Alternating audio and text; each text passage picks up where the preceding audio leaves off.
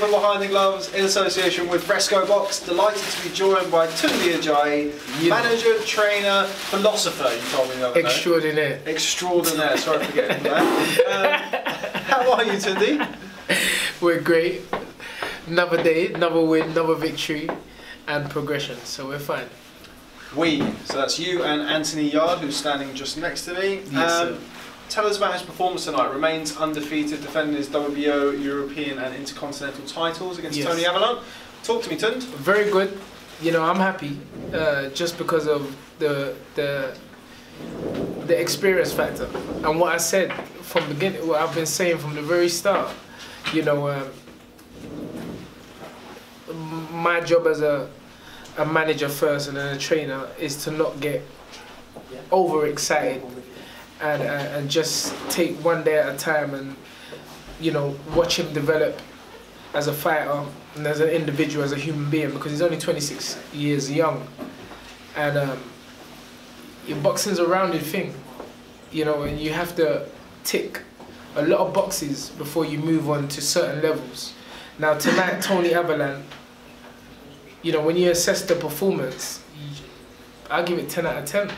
The reason being that Yarde-Averlant has fought for the lineal European light heavyweight title twice and the WBO Intercontinental twice. Went the distance with Eduardo Guccinek. Lost it on a split decision actually, and went the distance with 22-0 Dominic Bosel. So again, this young man with no amateur experience has stopped a very, very, very durable opponent. And to be honest with you, I think the fight should have been stopped a few rounds earlier, because that was a systematic breakdown, you know, and a good performance at this stage of his career. That's something I agree with. I felt the fight should have been stopped a couple of rounds beforehand. Something that I asked Anthony about, maybe you'll be able to shed some more light on this as somebody who made the fight for him. Yes. Did you expect Yarde-Averlant to box in the way he did, or was it a case of he felt Anthony's power early in the first round and then decided that he didn't really want anything to do with it? No, absolutely. You go and watch his fights on YouTube. You know, my job as a trainer and a manager is to study the opponents I picked for Anthony, and it was a style that I was fully aware of, and something, as I said, tonight is the first night in 14 fights that I've actually opened my mouth in a corner, you know, because Anthony wanted the perfect punch, you know, and instead of opening it up a little bit, he just wanted to wait and then, you know, crash. And he's a runner. He's a runner, and you get these kind of fighters in the sport of boxing. So I think that tonight is a great box ticked, because Anthony showed that not only can he punch, that he's got boxing ability. He knows how to cut off the ring, and he can break somebody down and punch hard from round 1 to 8. And as I said in a previous interview, if you're worried about a professional fighter's fitness, whether he can go the rounds or not, then somebody's not doing their job. It's either the trainer or the fighter. You know, but both me and Anthony do our job very well, and rounds is not something that I have never been worried about from the beginning of his career, but it seems like the boxing fraternity wanted to see him go a few rounds, so okay, we gave them a few tonight, and got the job done. Very happy. Just talk to me a little bit more about that, because I was ringside. In around the 4th or 5th round, I think Anthony started breathing a little bit more through his mouth, and I thought, oh, is he starting to tire? And then he carried on unloading power shots. So this sort of. If you watch Anthony in the gym, Anthony's a trickster. He's a trickster. Even the people that he spars with, it's kind of like he lulls them into full sense of security. They may think that he's tired, but take it from me, I've been with Anthony from the very beginning, and Anthony could do that for 20 rounds. It's just his, I mean, Colin Hart, a few other people say, oh, tell him to keep his, you know, he might be, and he doesn't get tired. He literally doesn't get tired, and he can do that forever. 12 rounds is minimum. He can do it for 15 and 20. So if anybody thinks that Anthony Yarde's getting tired, well then, you know, you're going to have to come with a better game plan than that. Because he can do everything. He can box, he can punch, he can move side to side as you saw tonight, and he can hunt somebody down whose style is to move. That's what Tunde Ajayi does. He moves around. He's done it for 12 rounds on numerous occasions. So, but he's never been brought down like that in his whole career. So again, we've done something that nobody's ever done. But yet Anthony's still in his embryonic stages of his career, 26 years young, as I keep saying. And for him, it's just a case of keep coming to the gym, keep working, keep developing. Now, something that we've sort of mentioned to Anthony off camera about, he's going to be on the April the 14th card, who might you be fighting, and he doesn't want to know about that because obviously he's just been through camp, he's just had a fight. Your job as matchmaker, trainer, manager extraordinaire. Yes. Are you thinking about that already? Who he's going to be facing? I'll be honest with you. There were some names thrown at me last week, and I'm like, why? I was thinking they made a mistake or something. I was like, and he's already got an opponent for the 24th, and they was like, no, for April the 14th, and I'm like, I'm not looking at nothing until April the 25th. That's the minimum, and I'm not even going to be looking at it for April the 25th. So I take one fight at a time. There are some names that have been thrown at me, and I'll look at them. But tonight was about Tunde Ajayi, and I had to be razor focused for tonight. I'm not here to think about what's going to happen in the future or who we're going to fight in the future before the present. Tonight was the present. We had to deal with that, which we've done. So now we can have a few days off, rest our body, eat some food. And then we start looking at the next opponent. With such a quick turnaround, being April the 14th, is it fair to say that it's probably not going to be your Burtons, your Buglionis, or is that just too early to really say? Anything is possible. Well, I told you, forget Burton. I keep telling you, but I don't know why people keep mentioning Burton. Jose Burton's fighting tomorrow. Who's he fighting? Who's he fought in his last 2 fights? People that have had 5 fights. Let me tell you something. These guys are calling Anthony out, but look at who they're fighting.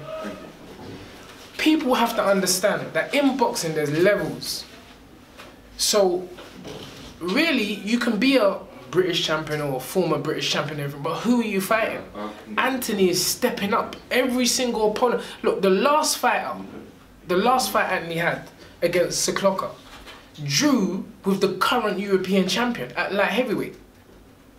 This fighter has fought for the European light heavyweight title twice. Who are they fighting? Mr. Spaghetti. He fought a guy at 2-3 days notice. Burton, who you just mentioned, he fought a guy who had 5 professional fights. Now these guys have been pros for a long time. They've been on the pros for a long time, and he just started his career. But yet look at the quality of opponents he's fighting, and then these guys want to call Anthony out. You better fight someone decent to be on our level, because you got to understand, people are in certain positions in boxing for a reason. You don't just call somebody out and get a fight. It don't work like that. It doesn't work like that. So I told you the situation. We're on our journey, and anybody who wants to call our name, you best have done some work, because Anthony Yarde is on a different level already. So let's fight. There's a lot of light heavyweights in Britain. Let them fight. Why are you calling Anthony's name for? Why? He just started his career. But it's obvious that we're doing something right, because for somebody who had 12 amateur fights, you got ABA champions, former ABA champion, Commonwealth champions, calling this young man out. But it ain't gonna go like that. I'm telling you, it's not gonna go like that. It's gonna go progressively and systematically, because this is a system and this is not a kamikaze case. We're gonna be around for a long time, and it's a great journey. Is it a compliment, do you think, that people are calling you out after such few fights? Compliment? I'm not really watching them, to be honest with you. I don't know who's complimenting. I don't know who they're complimenting, but as far as I'm concerned, they should be moving on with their career. Is it? I guess so. I don't know if compliment's the right word, but I guess so. I guess so. It's good. It's good because that's what boxing is a competitive sport. But it's something that I always used to hear a particular fighter say. It don't work like that. You got to earn your spot. Anthony Yarde is where he is for a reason. And it's not because we just saw somebody doing well in the British boxing scene and then we said, yeah, let's have a fight. No, he's done well. He's trained hard. He's meticulously dedicated himself to the sport of boxing from day one. And that's why the spotlight is on him. So anybody else who wants to take that from us, one, it ain't gonna happen, and two, they're gonna have to work for it. Told me at the press conference the other day, he's the hottest prospect in world boxing. Yes, sir. Anything changed? Absolutely not. Why should it? I mean, look, just look. You told me a fight. Do you know any fighter who had 12 amateur fights that stopped guys that have boxed for world titles, European titles? Tell me one. At this stage, if you can come with a name of any fighter that had 12 amateur fights and is already rated #3 in the world by the WBO, tell me who they are. Well, I can't tell you. You can't. Sorry, Tunde. So that's why he's the hottest prospect in boxing. It's quite simple, really. You know, as my dad would say, that's easy. It's easy to answer. You know, facts don't lie, the numbers don't lie. But regardless of that, you know, success is a journey, and you have to take your time and you have to plan it. Okay, well, Tunde Ajayi, always a pleasure catching up with you. Yes, sir. We're about to be turfed out by the cleaners, so I love you and leave you. Enjoy your victory. I will see you again on April 14th. Thank you very much, Rob, for the interview. You know what it says on the tin, Anthony Yarde on the front, Tunde Ajayi on the back, behind the gloves on the top, Frank Warren on the bottom. You know what it is. Anthony Yarde, stamina for self. We don't get we get deep. You done that? Good stuff. Hi fans, it's Michelle Joy Phelps. If you haven't already subscribed to our YouTube channel, make sure you do so by clicking this icon right here, or else.